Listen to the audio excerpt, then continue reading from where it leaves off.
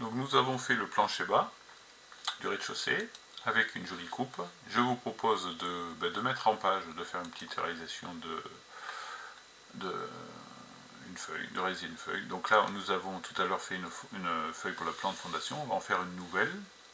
Voilà. Donc là tout à l'heure on avait fait ça, on avait mis ce cartouche là, on va prendre le même qui s'appelle cartouche LG spécial A3H. Je vais cliquer, je fais nouvelle feuille et je prends le même, c'est pour ça que je suis allé le voir, hein. Cartouche spécial A3H, voilà, A3 horizontal, paysage on pourrait dire, mais H c'est plus simple à écrire. Voilà, ici donc on a la feuille numéro 2, moi je vais y mettre le N0 archi pour voir ce qui a été fait avec la cotation notamment. Vous voyez, là elle est encore un peu grande. Et je dois mettre la coupe. Donc je vais me présenter un petit peu tout ce qu'on va mettre. Donc la coupe elle est en archi. Tout à l'heure on l'a faite. Donc c'est la coupe 1. Il a repris le 1 parce qu'on l'avait renommé. Vous voyez. Donc là ça ira pas au niveau des vues. Donc on va pouvoir caler Ce qu'on va faire peut-être c'est qu'on va prendre la même échelle que la vue en plan. Un 60e pour celle-ci. Je double-clique à l'intérieur. Je mets un 60e spécifique. Et là 60. Voilà, ici je double-clique à l'extérieur, je peux prendre ma vue, ah oui, et en fait elle est énorme, à cause des yeux, là, des vues nord, est, sud et ouest, d'accord. Donc là il va falloir qu'on cadre quelque chose de plus restreint autour. Donc pour les vues, on va les cadrer avec l'option ici, cadrer la vue, zone cadrée visible. Voilà. Et là on a la possibilité de cadrer une zone plus limitée, hein. Ça sert à rien d'avoir ces vues là. Moi j'avais voulu dessiner, mais ça permet de faire des immeubles plus grands. Voilà. Ici on a la vue et là je peux la déplacer. Voilà. Pour l'instant je laisse ça comme ça. Pour la vue ici on est encore un peu grand, il faudra réduire, donc je vais prendre le 25e peut-être. Voilà, peut-être que ça pourra suffire. Annuler. J'aurais bien envie de double-clic à l'extérieur, je la déplace. On pourra se mettre par là. Comme tout à l'heure, les niveaux par défaut là, du projet ne m'intéressent pas. Donc là, je vais faire, alors je suis dans la vue, je sélectionne, clic droit, masquer dans la vue, toute la catégorie. Donc systématiquement, tous les niveaux sont masqués. Voilà. Ici, on a quelque chose qui est comme ça, très bien. Ici, quand même, ce qui nous manque un petit peu, c'est peut-être la dalle haute, hein, ça fait un peu bizarre, donc on va faire apparaître la dalle haute, et puis on mettra peut-être la vue 3D ici. Donc là, c'est un peu le bazar de tout ça, donc on va faire un truc, c'est qu'on va tout supprimer. C'est pas gênant, parce qu'en fait, ce qu'il y a, c'est que là maintenant, je vais pouvoir les reglisser, et ça va se mettre un petit peu mieux en forme. Alors, façon de parler, hein. Voilà, c'est moins pire. Et voilà. Hop, mais il ne faut pas que je la sélectionne, il faut que je la glisse. Voilà. Alors est-ce que ça rentre un peu? Ouais. Voilà. Donc là ça se chevauche. Ce qu'on va faire, c'est qu'en fait on va décocher, cadrer la vue, zone cadrée visible. On va continuer de cadrer, mais on va décocher. Voilà. Après il nous restera à déplacer.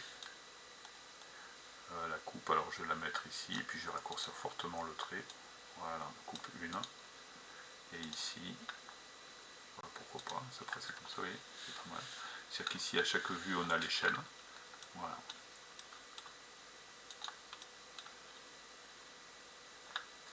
Je le décale pour pas être dans le cartouche. Voilà. Voilà, le travail est pas mal. Hein. Je vais me déplacer un peu. Et après, c'est lui que je vais déplacer. Donc là, il y a un petit entraînement à avoir, c'est pas évident. Hein. Comme je l'ai dit dans la fiche mise en page, c'est assez vite énervant. Et peut-être que je vais pouvoir mettre et après une vue 3D ici. Donc la vue 3D, ben, je vais pouvoir prendre la vue 3D structure. Ah mais non, il me manque que la cloison. Donc là ça va pas le faire. Je vais pas prendre celle-là, je vais prendre la 3D archi. Donc dans l'architecture ici, on regarde, on a une vue 3D archi qui est plus appropriée. Alors, pas tout à fait, puisque là on est en image particulière, regardez ici. Plusieurs styles, hein. Il peut y avoir du ombré, ça vous aimez beaucoup, moi je vois pas l'intérêt. Ligne cachée, voilà. Mais sinon on va faire ombré, allez, ça va vous faire plaisir. De toute façon on va imprimer en noir et blanc, donc ça ne changera rien. On se met avec une vue comme ceci. là on constate de suite qu'il y a une erreur sur la cloison qui elle va trop haut, hein. La cloison elle est sans contrainte, elle fait 4 mètres de haut, non il faut au maximum elle va jusqu'au N1, hein. Et elle sera même en dessous, hein. Elle va tomber en dessous. Voilà, donc ici on a des éléments, voilà, il nous manque la dalle haute et la casquette. Mais du coup je vais pouvoir glisser, alors celle-ci je vais faire quoi? Je vais la dupliquer, avec les détails il n'y en a pas donc ça ne change rien, elle s'appelle comme ça, et là je vais l'appeler F2, c'est la vue 3D,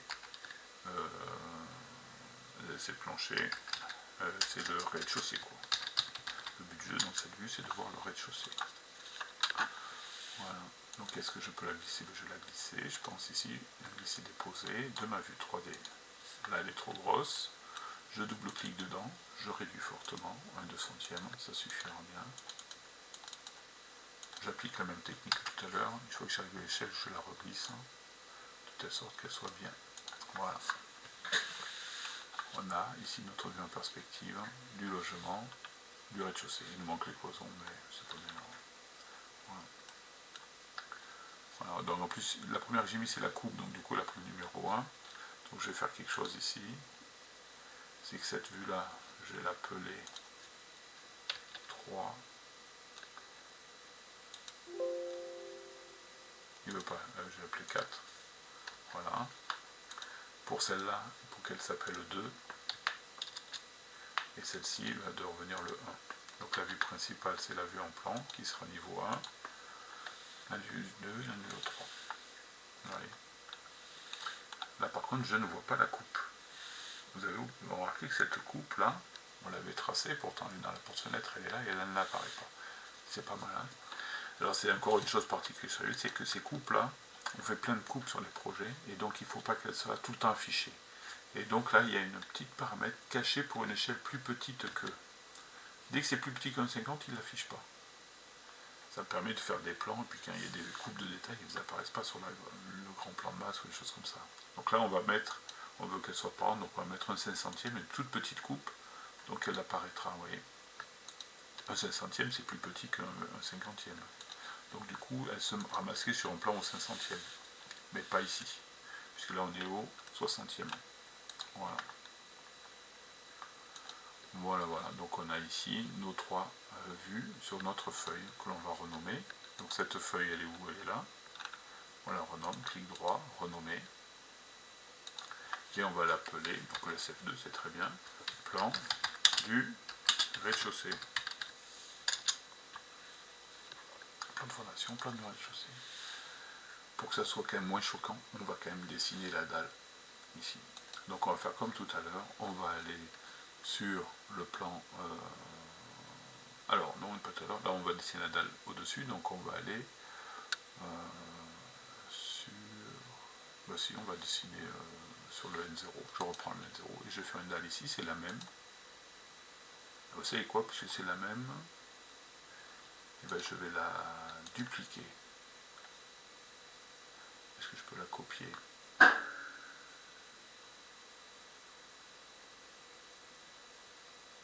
Non, je vais la refaire. Donc ici, il va falloir refaire. Donc je vais refaire la dalle. Je réfléchissais à la stratégie à avoir. Donc on va faire la dalle. Donc structure, plancher, sol, plancher. Donc structure ou architecture, hein, on a les deux, hein, ça marche. Voilà. Et donc là, on revient sur le... Tac. Ici, je sais que c'est un rectangle, donc je vais taper. Je peux mettre 0 là, parce que je vais taper sur le même que l'autre. Je prends ma planelle de tout à l'heure. Hein. Ici j'ai une dalle aussi, on avait 2 cm, on avait dit, il y aurait peut-être plutôt du stratifié au rez-de-chaussée du carrelage, mais pour l'instant on n'avait pas spécifié le matériau différent. Et je vais valider. Je réponds non. Et là il se trouve qu'elle est bien mise au N1. Je n'avais pas contrôlé, mais c'était bien ça. Donc si je vais en vue 3D archi, la dalle est apparue. D'accord. Alors par contre ici ce qu'il y a c'est que là on va avoir des dalles, les cloisons, ils sont dessous. Alors tout à l'heure on avait réglé pour les murs de soubassement, là je montre une autre option, on va attacher au bas. Je clique sur un mur, ça me donne les propriétés types pour le mur, les objets les plus couramment utilisés, les fonctions, et je vais faire attacher au bas. J'attache le mur à la dalle. Je clique sur le mur, je suis attaché à la dalle. Je clique sur cette cloison, attaché à la dalle. Donc tout a été attaché en sous-face de dalle. Si je reviens sur mon plan, le plan il est ici, voilà. Et ici, donc j'ai encore à régler ce petit défaut là, c'est là. Et donc là, ici c'est mur de maçonnerie. Il faudra qu'il soit 22 cm en dessous du N1. Donc il démarre 22 cm plus bas, mais évidemment, il démarre ici à moins 0,22.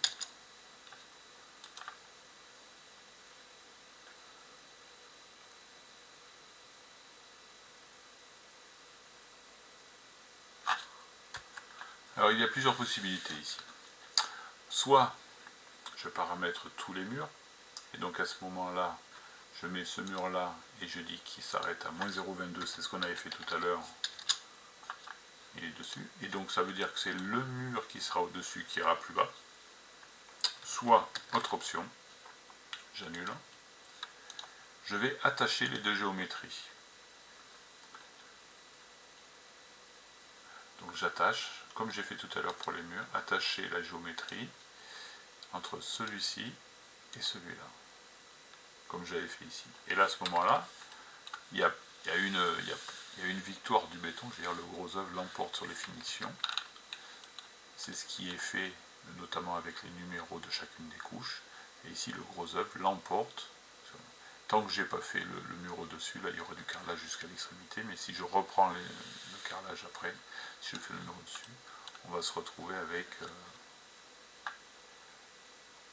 une bonne définition comme c'est ici en fait. Hein. Voilà. Donc je vous propose de faire ça, et on va le faire sur la totalité en fait. Est-ce que je le fais? Non, on peut le laisser que sur la coupe. Là la coupe elle est propre. Voilà. Il reste à côté les coupes. Donc ici les coupes, on va pouvoir coter toutes les hauteurs. Donc on peut faire les finitions, voyez, 2 cm.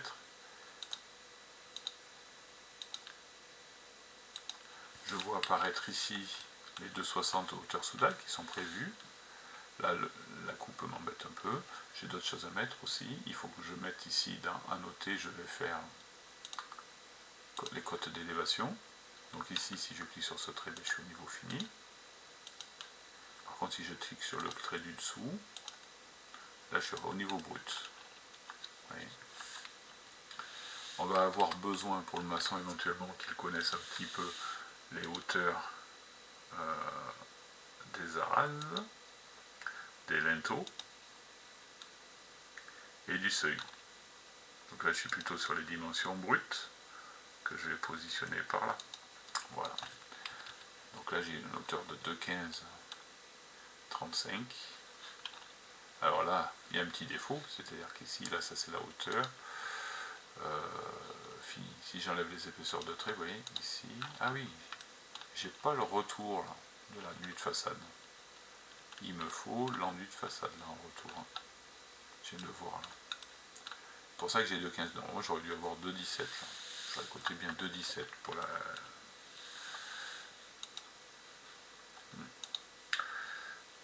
Donc revenons sur les murs ici. Modifier le type. On savait qu'au niveau de la structure, aux extrémités, aux insertions, tiens il me l'a pas fait là, ouais. Extérieur, est-ce que ça marche là? Non. J'annule. Hein. J'annule ce que j'ai fait. Donc j'ai pas réussi, ouais. Là il faudrait mettre la couche d'enduit là. Je regarderai si je peux le mettre. Bon. Revenons à des choses plus systématiques ici. Ça c'est la cote brute, donc je vais le préciser. C'est pas dit qu'on voie bien avec les épaisseurs de trait, les épaisseurs des flèches. Donc ici dans cette cote brute, je peux mettre un suffixe avec un B. Et pour la cote finie, je vais y mettre un suffixe avec un F pour fini. On comprendra qu'il s'agit de la cote finie ou de la cote brute. D'accord? Voilà. La coupe, il va falloir que je le déplace, bien sûr, il me gêne. Je sors, double clic à l'extérieur, je le prends. Hop, voilà. CTRL Z, j'ai déplacé la. Voilà. À la souris, ça marche bien aussi. Voilà.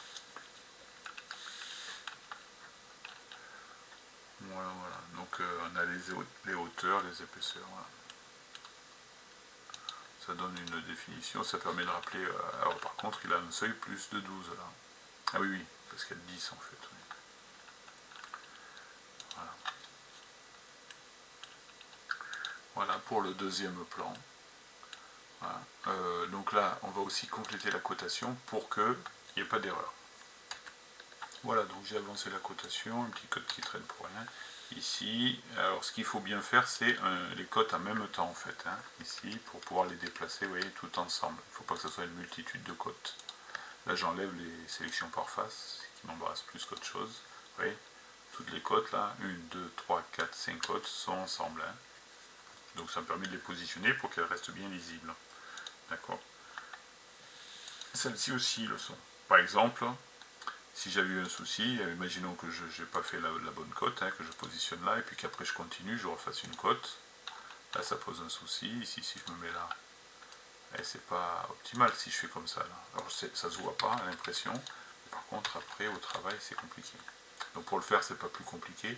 Je supprime celle-ci. J'avais oublié de finir là, ma cotation. Je fais modifier ligne d'attache. Là, je pourrais l'enlever, oui. Ou la rajouter. Et là, j'en rajoute une. Hein. C'est celle de l'extrémité qui est là. Voilà. Donc, j'ai positionné. Et celle-ci peut maintenant être bougée de façon dans l'ensemble sans qu'il y ait trop de problèmes. Donc, j'ai les codes d'ensemble, les codes des ouvertures, code d'ensemble, code des ouvertures. Les ouvertures, l'ensemble, il n'y en a que deux, hein, en X et en Y. Les ouvertures, à chaque fois qu'il y a des ouvertures, il faut bien les positionner. Voilà. Ici, on a les codes finis. Donc, le rez-de-chaussée, je n'ai pas coté l'étage supérieur, hein, ça sera sur le plan suivant. Alors ici, c'est pas très malin, puisqu'ici, je ne vois pas au travers la dalle. Donc, on va double-cliquer ici, tiens, je vais y avoir attaché au bas. Donc, je vais, voilà, j'attache bien la cloison. Et ici, la dalle que je vois ici, je ne suis pas par sélection par face. Je la reprends. Ici, sélection par face, j'aimerais bien voir en transparence. C'est plus joli. Donc, je vais faire remplacer le graphisme de la vue en ayant sélectionné la dalle de cet élément, que seulement celle-là. Et je mets de la transparence, je sais pas, 60%. Et ça va être quelque chose qui était un peu plus joli. Ouais. Voilà. On peut se demander ce qui est devenu notre feuille numéro 1. Ouais. La feuille numéro 1, le problème c'est que ça a été travaillé ici. Tous les murs que j'ai fait se sont rajoutés sur ma vue. C'est un peu dommage. D'accord. Il y en a qui me posent des fois la question pourquoi la perspective, il n'y a pas l'échelle. Il n'y a pas d'échelle, c'est des fausses perspectives ici quand je choisis l'échelle. C'est une pseudo-échelle puisque très près c'est très gros et puis plus c'est loin plus c'est petit en fait. Hein. Donc il n'y a pas. Donc ici on va faire un truc qui est intéressant pour les vues 3D. On va utiliser la zone de coupe. Donc je vais cocher là. On va avoir un parallélépipède que je vais rabaisser. Vous voyez ? Donc en fait là ça coupe tout. Hein. Alors si je coupe tout, hein, je peux changer. Là je suis dans la dalle. Alors je peux le faire au clavier mais c'est plus compliqué. Voilà, je suis passé au travers. Je peux monter un peu. Ah là, trop. Voilà. Donc c'est grisé parce que c'est coupé là. Voilà. Donc le parallélépipède n'apparaîtra pas à l'impression. Hein. Si je fais un aperçu, fichier aperçu imprimé, aperçu à l'impression, vous voyez, il n'apparaît pas. Donc c'est pas bien gênant. Mais là j'ai à nouveau, il faut corriger ma coupe aussi. Donc ici, qu'est-ce que c'est pas au même endroit que j'ai dû la faire, c'était le mur qui est ici, alors j'avais fait ici. Donc ici, il faut que j'attache la géométrie entre ce mur-là et celui-là. Et entre celui-là, entre la dalle et ce mur-là. Voilà. Et là, je me suis trompé, je vais détacher le mur du bas. J'annule 2 fois. C'est cette dalle-là que je vais attacher cette dalle-là à mon mur qui est là. Voilà. Et là, c'est propre. Voilà. On a la même chose. Voilà.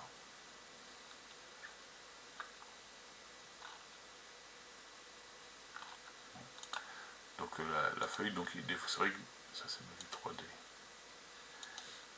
La feuille 2 ici, voilà. En complétant la modélisation, ça peut gêner la réalisation des feuilles précédentes, donc il faut faire un peu attention. Ah oui, dernière chose, ici N0 Archi, c'est pas joli, c'est du charabia.